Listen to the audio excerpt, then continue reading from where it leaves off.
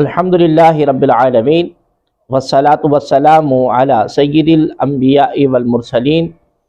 اما بعد فاعوذ باللہ من الشیطان الرجیم بسم اللہ الرحمن الرحیم یا ایہا الذین آمنوا لا تتخذوا اليہود والنصارى اولیاء بعضهم اولیاء بعض ومن یتولہم منکم فإنہ منہم ان اللہ لا یہدی القوم الظالمین۔ آمنت باللہ صدق اللہ مولانا العظیم وبلغنا رسولہ النبی الکریم الامین۔ السلام علیکم ورحمۃ اللہ وبرکاتہ۔ ناظرین محترم، اللہ تبارک و تعالی کلام کریم فرقان حمید میں ارشاد فرماتا ہے، یا ایھا الذین آمنوا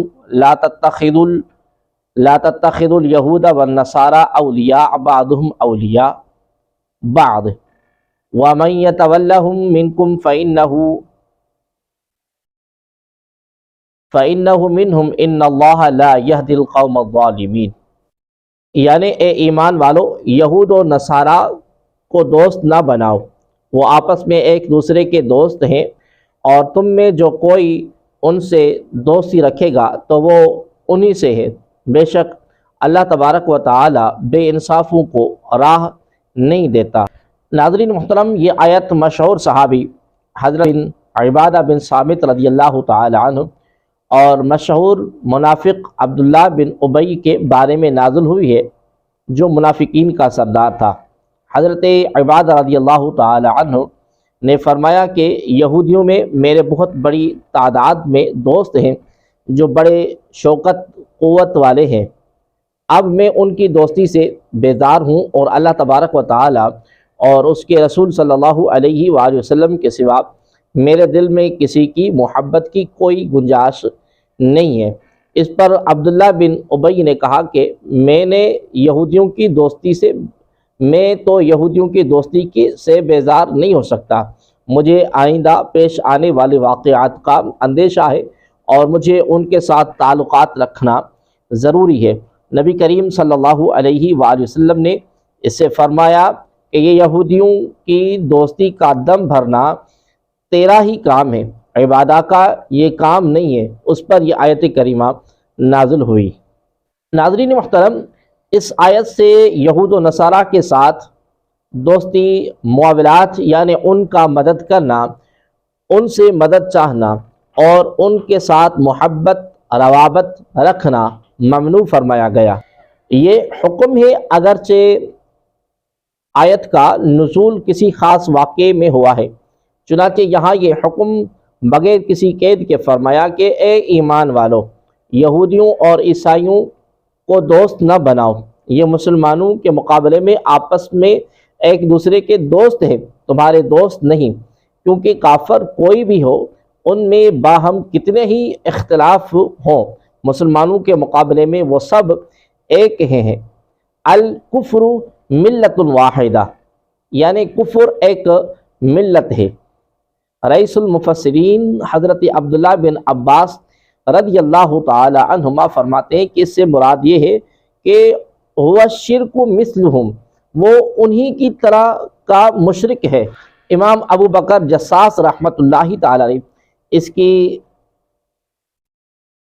اس کے متعلق فرماتے ہیں کافر مثلہم، وہ انہی کی طرح کافر ہیں۔ بحوالہ الجامع الاحکام القرآن، قاضی ثناء اللہ پانی پتی رحمۃ اللہ تعالی فرماتے ہیں اے کافر منافق، وہ کافر اور منافق ہے۔ علامہ ابن کثیر کہتے ہیں کہ یہاں اللہ تبارک و تعالی نے اپنے مومن بندوں کو ان یہود و نصارہ کے ساتھ معاملات رکھنے سے جو کہ اسلام اور اہل اسلام کے دشمن ہیں، ممانعت فرمائی۔ پھر فرمایا کہ یعنی یہودی اور عیسائی آپس ہی میں ایک دوسرے کے رفیق ہو سکتے ہیں۔ اس کے بعد اللہ تبارک و تعالی نے ایسا کرنے والوں کو تنبیہ اور وعید فرمائی، چنانچہ فرمایا وَمَن يَتَوَلَّهُم مِّنكُمْ فَإِنَّهُ مِنْهُمْ، یعنی جو تم میں سے ان کو اپنا رفیق بناتا ہے تو اس کا شمار بھی پھر انہی میں سے ہوگا۔ علامہ ابن کثیر اس آیت کی تفسیر میں حضرت عمر رضی اللہ تعالی عنہ کا ایک واقعہ ذکر کرتے ہیں کہ آپ رضی اللہ تعالی عنہ نے ابو موسیٰ اشعری رضی اللہ تعالی عنہ والی بصرہ کو اس بات پر سرزنش فرمائی کہ انہوں نے ایک عیسائی انشاء پرداز کو محض اس کی صلاحیتوں کو دیکھ کر اپنا مکتوب نگار کیوں رکھ لیا، اور اپنی اس بات کی تائید میں یہی سورہ مائدہ کی آیت پڑھی جو کہ اس مسئلے کے ثبوت میں شروع کے اندر بیان ہوئی ہے۔ یا ایھا الذین آمنوا لا تتخذوا اليہود والنصارى اولیاء، یعنی اے اہل ایمان، تم یہود اور نصارہ کو اپنا رفیق نہ بناؤ، یہ آپس میں ایک دوسرے کے رفیق ہیں، اور اگر تم میں سے کوئی ان کو اپنا رفیق بناتا ہے تو اسی کا شمار بھی انہی میں سے ہے۔ یہ حوالہ دینے کے بعد فرمایا اسی کو نکال دو، بحوالہ تفسیر ابن کثیر۔ علامہ ابن حزم نے المحلی میں لکھا ہے کہ صحیح یہ ہے کہ اللہ تبارک و تعالیٰ کے فرمان وَمَن يَتَوَلَّهُم مِّنكُمْ فَإِنَّهُ مِنْهُمْ، اور تم میں سے جو کوئی انہیں دوست بنائے وہ انہی میں سے ہے، سے یہی ظاہر ہوتا ہے کہ وہ دوسرے کفار کے جیسا کافر ہے، اور ایسی حق بات ہے کہ جس کے بارے میں کسی دو مسلمانوں کا اختلاف نہیں ہے۔ علامہ ابن تیمیہ نے کفار کے ساتھ دینے والے حکام کے متعلق لکھا ہے، کیا ان حکام نے اللہ تبارک و تعالیٰ کا یہ فرمان نہیں سنا؟ اللہ تبارک و تعالیٰ نے فرمایا لا تتخذوا اليہود والنصارى اولیاء بعضهم اولیاء بعض ومن يتولهم منکم فإنه منهم، یعنی تم یہود اور نصارہ کو دوست نہ بناؤ، وہ آپس میں ایک دوسرے کے دوست ہیں، اور تم میں سے جو کوئی انہیں دوست بنائے گا تو وہ انہی میں سے ہوا۔ ان دو آیات میں اللہ تبارک و تعالیٰ نے بتایا کہ ان سے دوستی کرنے والا مومن نہیں، اور یہ بھی بتایا کہ ان سے دوستی کرنے والا انہی میں سے ہے۔ بحوالہ مجموع الفتاوی علامہ ابن القیم نے لکھا ہے کہ وَمَن يَتَوَلَّهُم مِّنكُمْ فَإِنَّهُ مِنْهُمْ، یعنی تم میں سے جو بھی انہیں دوست بنائے گا تو وہ انہی میں سے ہوگا۔ اللہ سبحانہ و تعالی نے فیصلہ فرما دیا، اور اسی سے بڑھ کر اچھا فیصلہ کسی کا نہیں ہو سکتا کہ جو بھی یہود و نصارہ کو دوست بنائے گا تو وہ انہی میں سے ہوگا۔ جب قرآن کی صراحت کے مطابق ان سے دوستی کرنے والے انہی میں سے ہیں تو یعنی دوستی کرنے والوں کا حکم بھی وہی ہوگا جو یہود و نصارہ کا ہے، اور یہ عام ہے جو بھی ان سے دوستی کرے گا اور اسلام کی پابندی کرنے کے بعد ان میں داخل ہو جائے تو وہ نص اور اجماع کی روح سے مرتد ہو گیا، اور اسے جزیہ قبول نہیں کیا جائے کہ جو تاتار کے لشکر میں کود پڑے اور ان سے مل جائے وہ مرتد ہو گیا، اور اس کی جان اور اس کا مال حلال ہو گیا۔ الاختیارات الفقیہ از علامہ ابن تیمیہ۔ لہذا مسلمانوں کو کافروں کی دوستی سے بچنے کا حکم دینے کے ساتھ نہایت سخت وعید بیان فرمائی ہے کہ جو ان سے دوستی کرے وہ انہی میں سے ہے۔ اس بیان میں بہت شدت اور تاکید ہے کہ مسلمانوں پر یہود و نصارہ اور دین اسلام کہ ہر مخالف سے علیحدگی اور جدا رہنا واجب ہے۔ بحوالہ تفسیر مدارک المائدہ۔ اور جو کافروں سے دوستی کرتے ہیں وہ اپنی جانوں پر ظلم کرتے ہیں۔ اس سے یہ بھی معلوم ہوا کہ اسلامی حکومت میں کفار کو کلیدی آسامیاں نہ دی جائیں۔ یہ آیت مبارکہ مسلمانوں کے ہزاروں معاملات میں رہنمائی کرتی ہے، اور اس کی حقانیت روز روشن کی طرح عیاں ہیں۔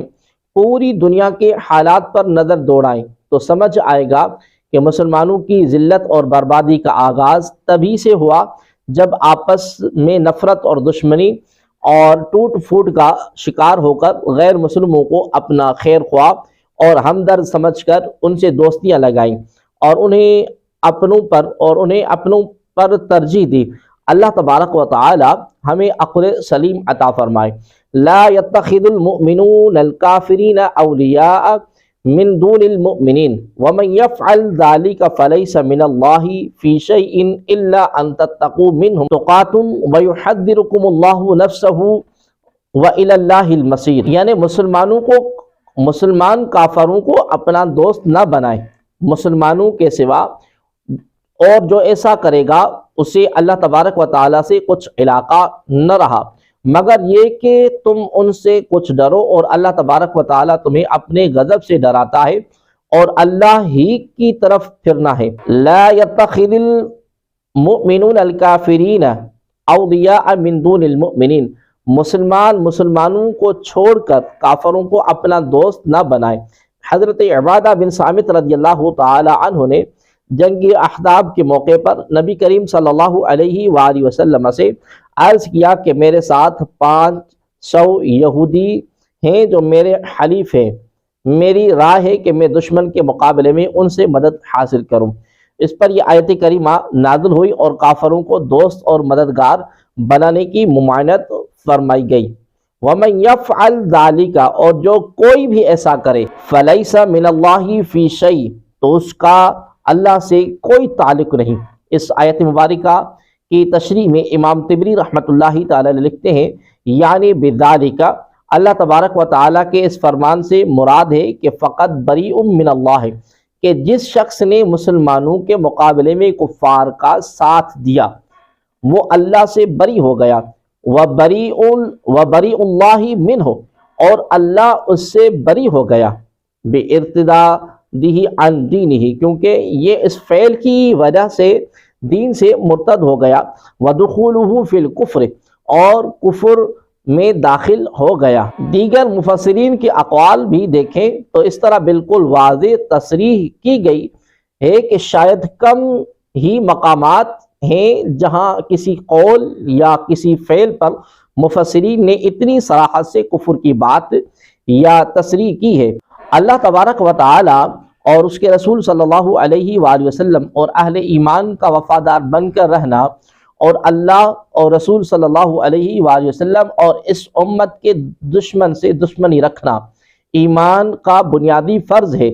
یہ نہیں تو قرآن مجید کا وہ ایک خاصا بڑا حصہ کچھ معنی ہی نہیں رکھتا جو آج تک برابر تلاوت ہوتا ہے، اور جو کہ ان منافقین کا بار بار کفر بیان کرتا ہے جو نبی کریم صلی اللہ علیہ وآلہ وسلم کے دشمنوں کے ساتھ دوستیاں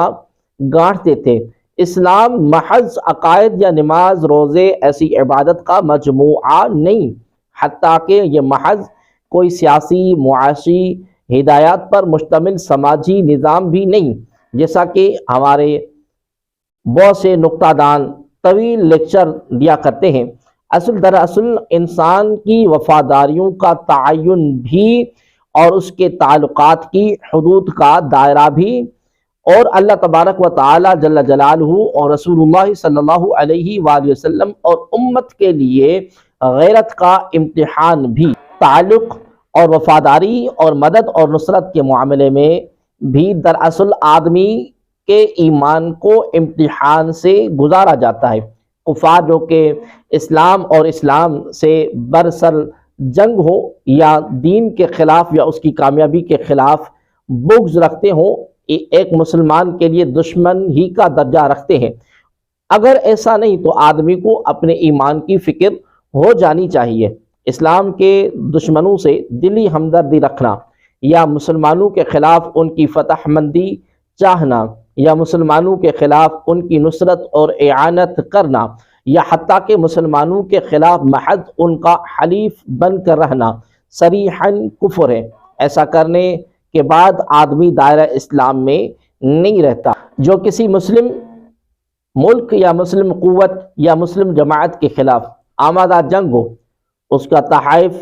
بنا بری حرب و اتحاد حصہ بننا، اس کی معاونت کرنا، اس کا پرچم اٹھانا، اس کے لیے جاسوسی کرنا، مسلمانوں کے خلاف کسی بھی طرح اس کی مہم آسان کرنا محض کوئی گناہ نہیں، یہ آدمی کو دائرہ اسلام ہی سے خارج کر دیتا ہے۔ ایسے آدمی کو متنبہ ہو جانا چاہیے کہ وہ اگر اپنے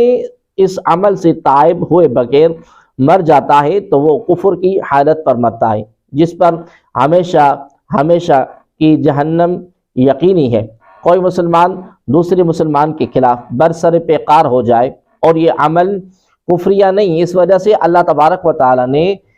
آپس میں قتال کرنے والے مسلمانوں کے دونوں گروہوں کو مومن قرار دیتے ہوئے فرمایا وَإِن طَائِفَتَانِ مِنَ الْمُؤْمِنِينَ اقْتَتَلُوا، اور یہ غلط فہمی یا کسی بھی دیگر وجوہات کی بنا پر ہونے والی لڑائیوں میں ہے۔ ہاں، جب کوئی مسلمان کسی دوسرے مسلمان کے خلاف برسر پیکار ہو کفار کی معاملت میں تو یہ عمل کفریہ عمل ہے، لیکن اس کفریہ عمل کے مرتکب پر ہم فتویٰ کفر اس وقت تک نہیں لگا سکتے جب تک تکفیر کی شروط اس میں پوری نہ ہو جائے اور موانع ختم نہ ہو جائے۔ اب یہاں سوال پیدا ہوتا ہے کہ یہ کلمہ گو لوگ جب کفار کی صفوں میں شامل ہو کر مسلمانوں کے خلاف لڑتے ہیں تو ان کا قتل پھر کیوں کر جائز ہوگا؟ اس کا جواب یہ ہے کہ ایسے لوگ جو میدانوں میں اہل اسلام کے خلاف لڑنے کے لیے